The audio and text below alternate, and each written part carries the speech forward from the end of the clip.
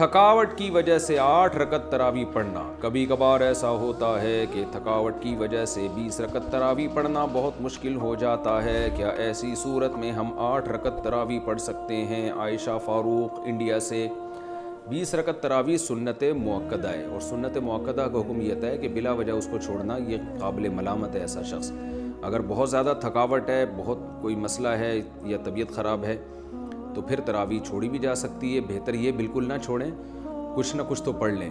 تو اس میں 4 پڑھیں، 8 پڑھیں، 12 پڑھیں، 16 پڑھیں. 8 کے عدد کی کوئی خاصیت نہیں ہے. یہ جو بخاری کی حدیث ہے کہ نبی رمضان غیر رمضان میں 8 سے زیادہ نہیں پڑھتے تھے، اس کا تراویح سے کوئی تعلق نہیں ہے جمہور علماء کے نزدیک، بلکہ چاروں فقہا، چاروں اماموں کے نزدیک جو ان کے جو فتویٰ ہے نا، اس سے پتہ چلتا ہے کہ اس کا تراویح سے کوئی تعلق نہیں ہے اس حدیث کا.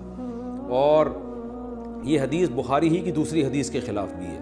دوسری حدیث میں بخاری میں آتا ہے کان یزید فی رمضان ما لا یزید فی غیرہ. نبی رمضان میں عام دنوں سے زیادہ عبادت کرتے تھے. تو اس سے پتہ چلتا ہے کہ رمضان میں آپ کی جو نماز ہے وہ 8 رکعتوں سے زیادہ ہوتی تھی.